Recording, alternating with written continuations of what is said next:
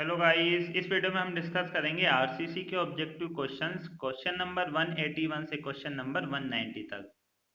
Question number 181, according to Indian standards the limit of loss on ignition for ordinary Portland cement is. तो हम देखते हैं loss on ignition कैसे निकाला जाता है किसी भी सीमेंट का। जिस सीमेंट का हमें लॉस ऑन इग्निशन निकालना है तो उसका हम सैंपल लेंगे 10 gram. 10 gram of cement is taken on platinum crucible and heated up to temperature of 900 to 1000 degree Celsius for 15 minutes. 10 gram sample लेंगे सीमेंट का, उसको प्लेटिनम क्रूसिबल में हीट किया जाता है, टेम्परेचर 900 से 1000 डिग्री सेल्सियस रखेंगे और 15 मिनट तक उसको हीट किया जाता है। The loss due to moisture and carbon dioxide causes weight loss. Temperature जब उसका बढ़ाते हैं 900 से 1000 डिग्री किया जाता है, ठीक है। इस टेम्परेचर पे क्या होगा, 900 डिग्री से 1000 डिग्री सेल्सियस टेम्परेचर के बीच में मॉइस्चर का लॉस होगा और कार्बन डाइऑक्साइड, इन दोनों के कारण जो 10 ग्राम हमने सीमेंट ली है उसका वेट कम हो जाएगा।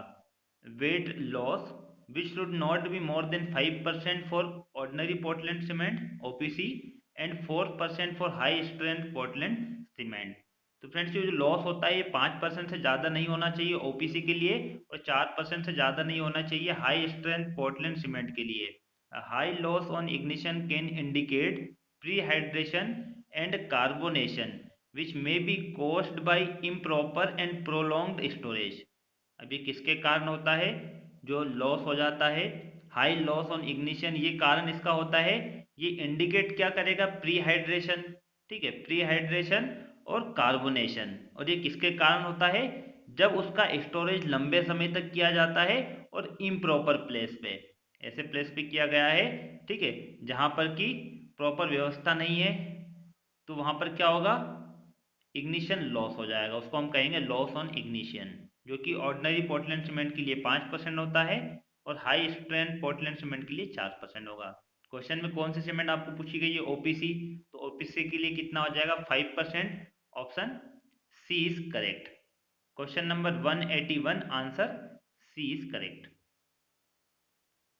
Question number 182, for a constant water cement ratio decrease in aggregate cement ratio causes.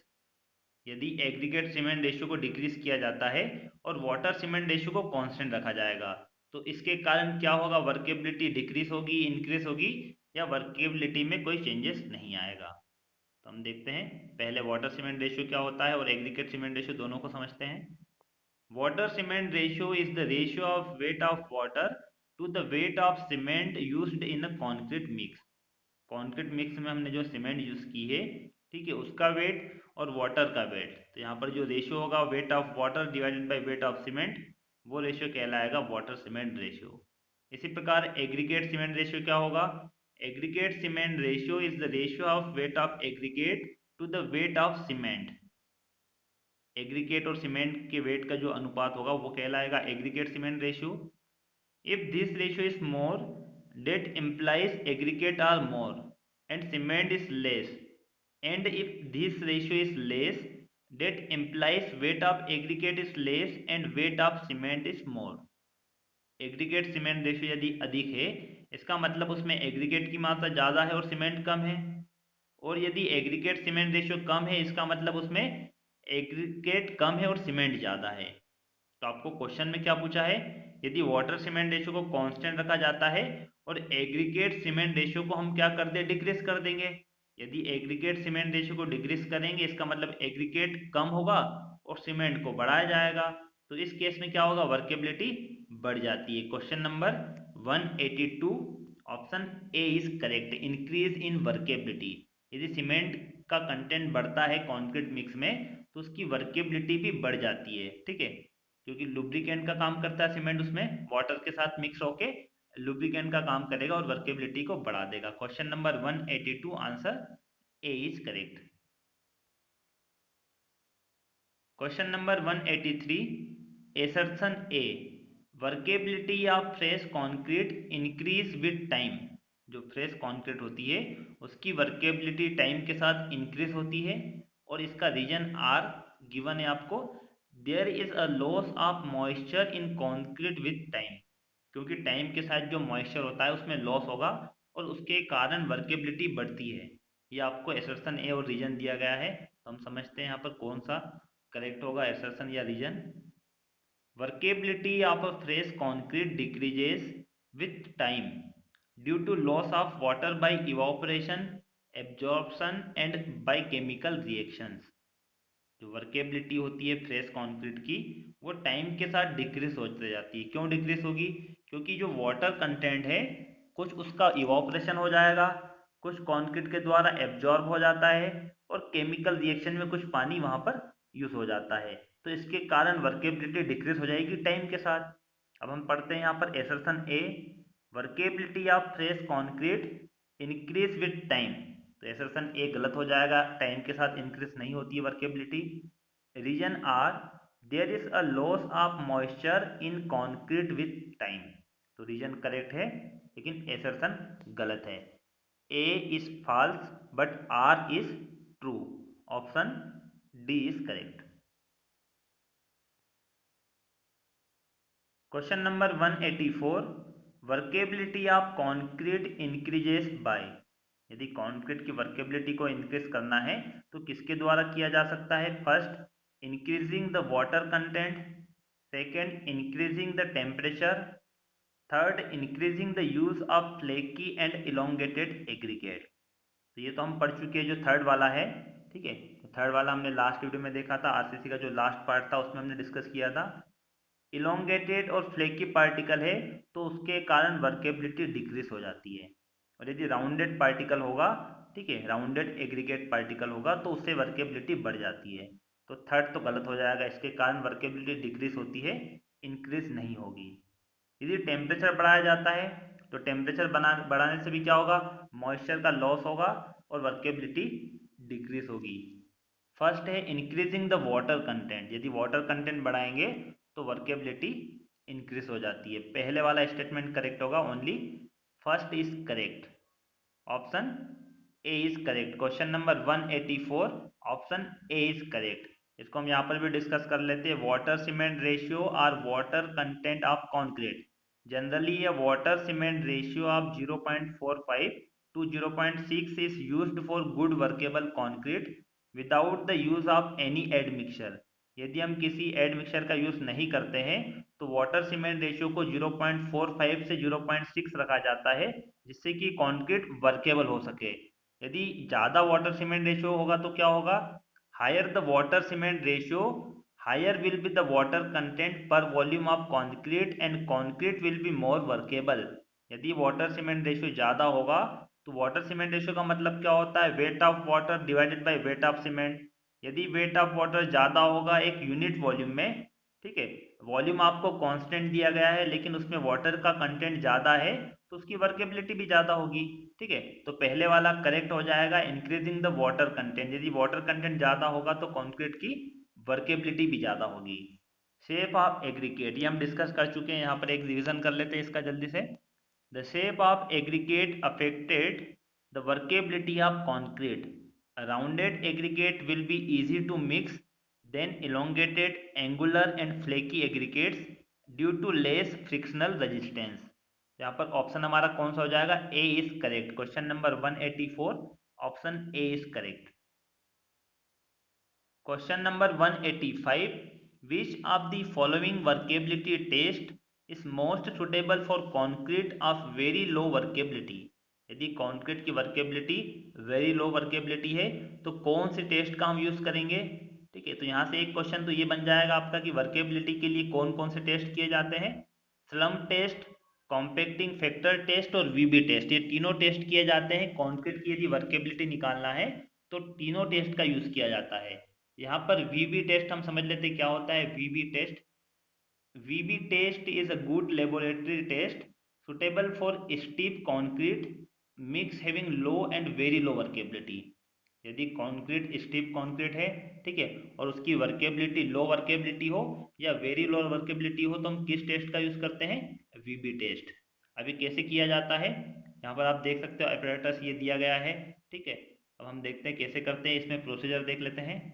In this test, slump test is performed by placing the slump cone inside the sheet metal cylindrical pot। तो friends इससे पहले slump test इसका भी use किया जाता है workability के लिए, ठीक है। तो जब वीबी टेस्ट करते हैं तो इसमें पहले क्या करेंगे, प्रोसीजर इसकी पहली होती है slump टेस्ट। वीबी टेस्ट में भी पहले किया जाता है slump test. Second, then the vibration is started and the time on a stop watch is noted. ये जो वाइब्रेटिंग टेबल यहाँ पर दिखाई दे रही होगी आपको, इस वाइब्रेटिंग टेबल को स्टार्ट किया जाता है और टाइम को नोट कर लेते हैं। The time taken by the concrete to take cylindrical shape after the conical shape disappears it's noted. ठीक है, उस टाइम को हम नोट कर लेते हैं। This time recorded in known as VB degree और वीबी सेकेंड्स। उस टाइम को वीबी डिग्री या वीबी सेकेंड भी कहा जाता है। वो टाइम नोट कर लेंगे, वो वीबी टाइम होगा। और वीबी टेस्ट किसके लिए किया जाता है, यदि कॉन्क्रीट की वर्केबिलिटी कम है, ठीक है, उसको मेजर करना है तो वीबी टेस्ट से मेजर किया जाता है। क्वेश्चन नंबर 185 ऑप्शन क्या हो जाएगा, थर्ड करेक्ट होगा। ठीक है, स्लम टेस्ट में क्या होता है, स्लम टेस्ट में सिंपल क्या किया जाता है, ये एक सिलेंड्रिकल यहाँ पर मोल्ड रहेगा, इस मोल्ड में कॉन्क्रीट को प्लेस किया जाता है और सिंपली इसको क्या करेंगे, इस मोल्ड को ऊपर उठा लिया जाता है। ठीक है, हैंडल की सहायता से इस मोल्ड को ऊपर उठा लेते हैं। यदि वर्केबिलिटी ज़्यादा होगी तो यहाँ पर आपको वर्केबिलिटी मेजर कर सकते हो, लेकिन वर्केबिलिटी कम है तो यदि आप मोल्ड को उठाओगे तो ये जो शेप बना हुआ है ये सेम ऐसा ही रहेगा, इसमें कोई चेंजेस नहीं आएगा। तो आपको क्या करना पड़ेगा, इसमें एक वाइब्रेटिंग टेबल का यूज़ करना पड़ेगा, जो किसमें किया जाता है, वीबी टेस्ट में। इसलिए वीबी टेस्ट का यूज़ किया जाता है जहाँ पर कॉन्क्रीट की वर्केबिलिटी कम है, उसकी हमें मेजर करना है वर्केबिलिटी को, तो वीबी टेस्ट का यूज करेंगे। Question number 185 VB test, option कौन सा हो जाएगा, B is correct. Question number 185 answer B is correct, only third. ये ऑपरेटर्स देख सकते हो आप, वीबी टेस्ट, ये वाइब्रेटिंग टेबल है, यहाँ पर मोल्ड रखा हुआ है, cylindrical mould. Question number 186, the value of VB time for low workability as per Indian standards is prescribed as। VB time आपको बताना है लो वर्केबिलिटी के लिए, तो हम यहाँ पर टेबल समझ लेते हैं। वेरी लो वर्केबिलिटी, लो वर्केबिलिटी, मीडियम वर्केबिलिटी और हाई वर्केबिलिटी। यदि वर्केबिलिटी ज़्यादा होगी तो उसके लिए टाइम कम होगा, जो शेप है सिलेंड्रिकल और कॉनिकल वो चेंज होने में क्या होगा, कम टाइम लगेगा, कम टाइम में चेंज हो जाएगा। जब उसकी वर्केबिलिटी ज़्यादा होगी और वर्केबिलिटी कम होगी तो शेप चेंज होने में ज़्यादा समय लगेगा। हाई वर्केबिलिटी 0 से 3 सेकेंड, मीडियम वर्केबिलिटी 3 से 6 सेकेंड, लो वर्केबिलिटी 6 से 12 सेकेंड और very low workability greater than 20 second. आपको क्वेश्चन में क्या पूछा है, लो वर्केबिलिटी, लो वर्केबिलिटी के लिए क्या है 6 से 12, तो कौन सा आंसर हो जाएगा हमारा 6 से 12, मतलब ऑप्शन बी इज करेक्ट। 5 से 10 अप्रोक्सीमेट क्या होगा, 5 to 10 second. Question number 186 option B is correct. Question number 187, if the compacting factor of a concrete is 0.90 then the workability according to Indian standard is। तो Indian standard के according यहाँ पर table देख सकते हैं हम, वर्केबिलिटी, कॉम्पैक्टिंग फैक्टर और slump mm में। वेरी लो वर्केबिलिटी है, इसका मतलब कॉम्पैक्टिंग फैक्टर कितना होगा 0.78 और स्लम्प वैल्यू कितनी होगी 0 से 25 mm। लो वर्केबिलिटी के लिए कॉम्पैक्टिंग फैक्टर 0.85, स्लम्प वैल्यू 25 से 50 mm। वर्केबिलिटी मीडियम है, उसके लिए कॉम्पैक्टिंग फैक्टर 0.92, स्लम्प वैल्यू 50 से 100। और वर्केबिलिटी हाई है, कॉम्पैक्टिंग फैक्टर होगा 0.95 और स्लम्प वैल्यू कितनी होगी 100 से 175 mm। क्वेश्चन में वर्केबिलिटी आपको क्या पूछा गया है, कॉम्पैक्टिंग फैक्टर यदि 0.9 है, 0.9 है इसका मतलब यहाँ पर आप देख सकते हो रेंज क्या होगी उसकी 0.92 के अप्रोक्सीमेट है। ठीक है, वर्केबिलिटी हो जाएगी medium. Question number 187 option C is correct, medium workability. Question number 188, select the incorrect statement. इसका जो आंसर गुप्ता एंड गुप्ता में दिया गया वो थोड़ा गलत आंसर है। ठीक है, हम करेक्ट आंसर देखेंगे क्या होगा, सिलेक्ट द इनकरेक्ट स्टेटमेंट। आपको गलत स्टेटमेंट बताना है, कौन सा स्टेटमेंट गलत है। Statement first, higher temperature reduces workability. तो ये तो करेक्ट हो जाएगा। यदि टेम्परेचर रिड्यूस किया जाता है तो टेम्परेचर बढ़ाया जाता है तो वर्केबिलिटी क्या हो जाएगी, रिड्यूस हो जाएगी। अधिक टेम्परेचर पर वर्केबिलिटी कम होती है क्योंकि पानी या जो मॉइस्चर होगा उसका इवापोरेशन ज़्यादा होगा हाई टेम्परेचर पे। तो पहले वाला स्टेटमेंट करेक्ट है। सेकेंड और थर्ड स्टेटमेंट बी और सी हम समझ लेते हैं। सेग्रीगेशन और ब्लीडिंग क्या होती है। रिड्यूसेस सेग्रीगेशन एंड ब्लीडिंग, यदि हम करना है तो क्या करेंगे, हम पहले हम समझ लेते हैं डेफिनेशन। सेग्रीगेशन क्या होता है। सेग्रीगेशन का मतलब होगा is the process of separation of aggregates from mortar. जब एग्रीगेट और मोर्टार का सेपरेशन हो जाता है तो वो प्रोसेस कहलाती है सेग्रीगेशन। और ब्लीडिंग का मतलब होगा is the process of emergence of water on the surface of fresh concrete due to sedimentation of heavier materials. जो हेवियर पार्टिकल्स होगा उसका जब सेडिमेंटेशन हो जाता है और फ्रेश कंक्रीट के सरफेस पर पानी दिखाई देता है तो उसको ब्लीडिंग कहा जाता है। Entraining air will improve the mutual adhesion between cement and aggregate, thus reducing segregation। यदि सेग्रीगेशन को रिड्यूस करना है तो एंट्रेनिंग एयर का यूज किया जाता है, ठीक है, जो कि हम आर्टिफिशियली उसमें क्या करते हैं, इंट्रोड्यूस करवाते हैं कंक्रीट में। Further, the air voids does not allow the heavier particles to settle down, thus reducing bleeding। तो फ्रेंड्स यदि एयर एंट्रेनिंग है तो उसके कारण सेग्रीगेशन भी कम हो जाता है और ब्लीडिंग दोनों रिड्यूस हो जाती है। अब यहाँ पर स्टेटमेंट देख लेते हैं हम। Second statement, segregation can be reduced by use of air entrainment, तो ये करेक्ट हो जाएगा बी बी, ठीक है, ए और बी दोनों करेक्ट होंगे। C, bleeding is increased by use of air entrainment, तो ये गलत होगा। यदि हम एयर एंट्रेनमेंट का यूज करते हैं तो उसके ब्लीडिंग क्या होगी, डिक्रीज हो जाती है, ब्लीडिंग डिक्रीज होगी। और गुप्ता एंड गुप्ता में ऑप्शन डी दिया गया है, इसका करेक्ट आंसर क्या होगा, सी, क्योंकि सी वाला जो स्टेटमेंट है वो इनकरेक्ट है और आपको पूछा गया है इनकरेक्ट स्टेटमेंट क्या है। Question number 188, option C is correct. Question number 189, according to Indian standards, the increase in compressive strength of high alumina cement concrete at 6 months beyond 28 days compressive strength is। तो यहाँ पर आपको बताना है कि 28 days compressive strength के beyond 6 month की यदि स्ट्रेंथ कंप्रेसिव स्ट्रेंथ देखी जाती है तो कितने परसेंट होगी, और कौन सी सीमेंट कॉन्क्रीट है, हाई एल्यूमिना सीमेंट कॉन्क्रीट। तो समझते हैं हम क्या होता है। Concrete with high alumina cement tends to reach its potential strength much more quickly than concrete with OPC। यदि दो कंक्रीट है, एक कंक्रीट को किससे बनाया गया है, हाई एल्यूमिना सीमेंट से, ठीक है, एक कंक्रीट को हाई एल्यूमिना सीमेंट से बनाया गया है और सेकेंड कंक्रीट है वो बनी है ओपीसी से, ऑर्डिनरी पोर्टलैंड सीमेंट। यदि कंक्रीट हाई एल्यूमिना सीमेंट से बनी है तो उसकी जो स्ट्रेंथ होगी, पोटेंशियल स्ट्रेंथ, वो जल्दी मिल जाएगी उसको, ठीक है, किसके कंपेयर में, ओपीसी के कंपेयर में, यदि हम ओपीसी यूज करते हैं तो इसमें क्या होगा, ये 28 डेज के बाद स्ट्रेंथ देखेंगे तो 0% होगी, ठीक है, 28 डेज के बाद कोई स्ट्रेंथ इंक्रीज नहीं होगी। क्वेश्चन नंबर 189, ऑप्शन क्या हो जाएगा, 0, 28 दिन के बाद 0 इंक्रीज होगी कंप्रेसिव स्ट्रेंथ। लास्ट क्वेश्चन है क्वेश्चन नंबर 190। फ्रेंड्स वीडियो अच्छा लगा तो वीडियो को लाइक कर दो अभी, ठीक है, लास्ट क्वेश्चन है, और चैनल पे नए हो तो चैनल को सब्सक्राइब कर दो जिससे कि आपको लेटेस्ट वीडियो मिल सके। Question number 190, for a satisfactory workable concrete with a constant water cement ratio increase in aggregate cement ratio. तो ये क्वेश्चन कर चुके हैं हम इस टाइप का।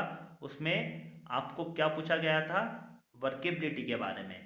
यदि वाटर सीमेंट रेशियो को कांस्टेंट रखा जाता है और एग्रीगेट सीमेंट रेशियो को चेंज करते हैं तो उसके कारण वर्केबिलिटी चेंज होगी, इंक्रीज होगी या डिक्रीज होगी। तो यहाँ पर आपको क्या पूछा गया है, यदि वाटर सीमेंट रेशियो कांस्टेंट है और एग्रीगेट सीमेंट रेशियो को इंक्रीज किया जाता है तो उसके कारण क्या होगा, if the water cement ratio is constant and aggregate cement ratio increase, the strength of concrete will increase। तो स्ट्रेंथ क्या होगी, कंक्रीट की इंक्रीज हो जाएगी। Question number 190, answer C is correct. Aggregate cement ratio के साथ में कंक्रीट की स्ट्रेंथ भी क्या होगी, इंक्रीज होगी। Thank you for watching. Friends video अच्छा लगा तो लाइक कीजिए, कुछ डाउट हो क्वेश्चन में कमेंट कीजिए और वीडियो को ज़्यादा से ज़्यादा शेयर कीजिए और चैनल को सब्सक्राइब कीजिए जिससे कि आपको लेटेस्ट वीडियो मिल सके।